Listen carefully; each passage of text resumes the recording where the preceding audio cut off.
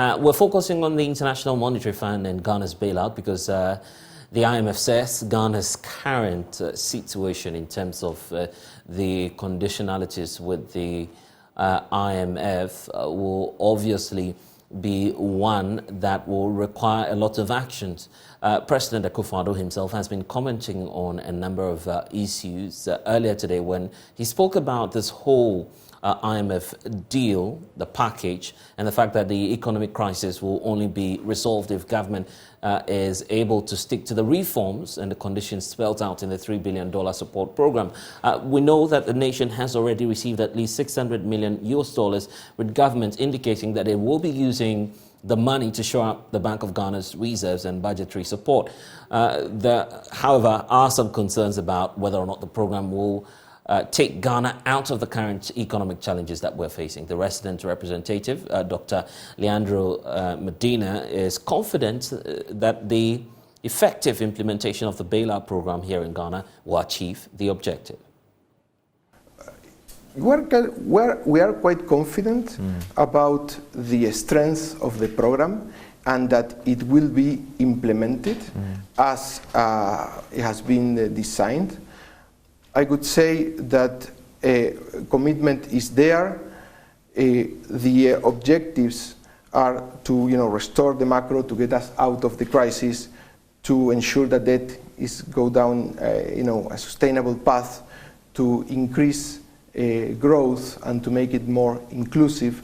And Ghanaians are really looking forward to this. They are really looking forward to see inflation going down, to see the improvement in the management of the fiscal account, and to see more opportunities and more growth. In that sense, we are quite confident that the conditions will be met and that we are going to have a very successful path forward. I go through your program and I realize that you are, the staff report, quite heavy on the fiscal situation.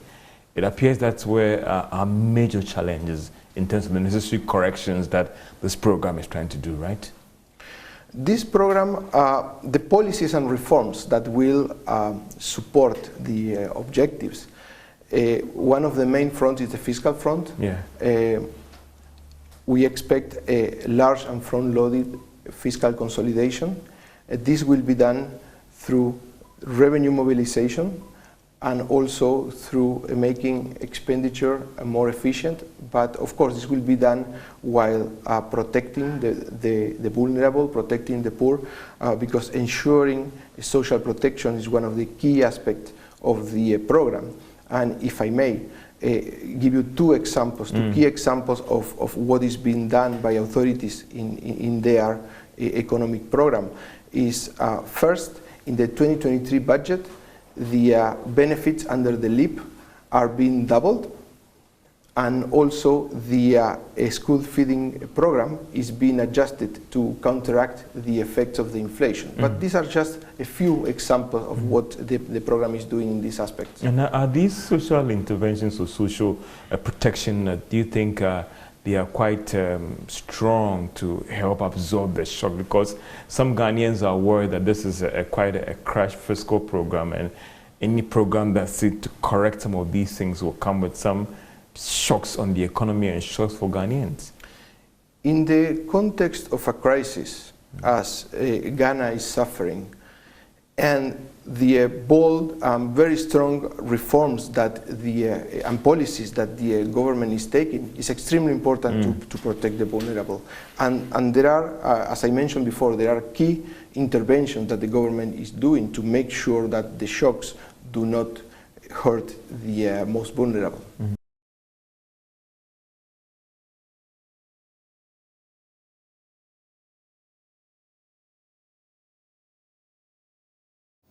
Well, this may not come easy. The IMF is already pointing to some challenges, one being the external debt restructuring. Data analyst with our research desk, Isaac J, joins me with more. And Isaac, you'll be walking us through a number of the issues coming up already. Let's start off with the immediate concern.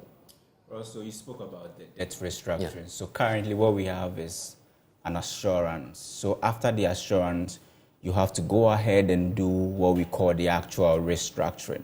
So we've been able to get assurance from the G20 Common Framework, China is involved, India is involved, there's UK, there's France, and all the big guys you can find in the G20 common framework. And so the IMF has revealed that, for instance, what we are trying to do, first of all, is the balance of payment situation or gap.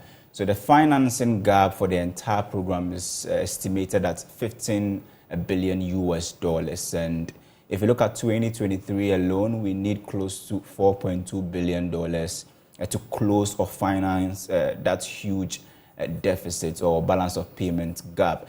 The IMF itself will give us 1.2 billion. We'll have 530 million USD from World Bank. But the most important thing is, going forward, now you have a framework. You know how you want to do the restructuring, and you have to talk to the external creditors and know if you're going to, the type of relief you're going to get. And if you are talking about restructuring, what is the magnitude of the haircut that these external creditors are willing to take? You need to start negotiating with them one by one. So go to China, go to France, go to UK, go to Belgium, and engage India. All of them have separate portfolios with you. And just like the G20 Common Framework said in their press statement, when they were giving us this kind of assurance, they said, apart from them, governments must also go ahead and engage other creditors like the Eurobond creditors. We owe them the biggest, around $13 billion US. And beyond the restructuring, the impact that this will have even on at the domestic level, that should be something we should be on the lookout for. Yeah, of course. Even the domestic debt restructuring that we had, which achieved a participation rate of about 85%, had its own challenge on the banking sector, for instance. It has been confirmed by the finance minister and the governor as well. That is why they are doing this recapitalization and also putting in place a stabilization fund to make sure that banks that will be, will take a hit from this whole restructuring will be cushioned. At the external level, right after you defaults, you should know that it will come with consequences. And for instance, if you default on your commercial loans from the Eurobond market, it simply means that you cannot go back to the market to borrow. And even if you want to go to the market to borrow, it will come at a high interest rate. Yesterday, the president spoke, I think 2 days ago in Doha, saying that we probably will get back to the international capital market soon because we need it. We need it because the balance of payment support we're talking about, for instance, 4.2 billion in 2022, IMF and World Bank will give us about 2.5 billion. Right. You are still left with a deficit of over $2 billion to service. This $2 billion that you want to service, if you really want to do this without touching your reserves or without having to deplete your reserve further, it is either you do restructuring, get the relief from restructuring, or probably go to the international fund market to borrow and to fill this gap. China has come up strongly because of how much we owe them and what percentage of our external debt they hold. Will that be a major factor that will play out? China has always been, the big guy at the negotiation table, probably because most of the external creditors were looking at China first. China must play ball before we all come along. And China was made co-chair with France for the G20 Common Framework, so it means they are involved. Right. And even with their involvement, there's still some sort of concerns around China's whole deal because they have majority of their loans being collateralized. So it simply means that if you take the $1.9 billion US that we owe China, we have some of them that have been collateralized against certain minerals, like proceeds from oil, from cocoa, and then also from bauxite, and even including sales from electricity. People are saying that this is under a safety net or a safeguard loan, but blessed we know that if you go to a bank and you borrow and then you tell the bank that I'm using my house as a collateral, it simply means that if you default, the bank will come for your house, right? So we have collateralized loans with China. It's around 619 million. And page 52 of the IMF program stated clear that this is the amount of collateralized loan that we owe, and everything is is held by China. And they had their own definition of collateralized loans. They say it could be an asset or it could be a revenue stream. And if you default, the creditor has the right to have access to this stream, revenue stream or whatever asset you may have. We have templates across Africa where when Uganda, Zimbabwe, they all defaulted on the loans they were owing China, we know what happened. Because some of the loans, they use their assets as security or collateral, and they went for it. And it's clear that the Chinese are in for business. And we went to them because we said we're tired of, grants, we're tired of aid. We wanted to do business. And just like the way you go to a bank and take money from the bank or borrow money from the bank for business and will pay back, that is the same thing that the Chinese will also want us to do. They are in for business, and we must be careful how we deal with some of these problems. Let's look at the trajectory. The last time we went to the IMF, how soon did we move out of economic recession? Well, the last time we went to the IMF, the situation was a bit different because we didn't have this problem of unsustainable debt. Our debt levels were not unsustainable like the way it is currently. So it made the whole program a bit smooth. We didn't have to do anything sort of restructuring or debt treatment or haircut or what do you call it.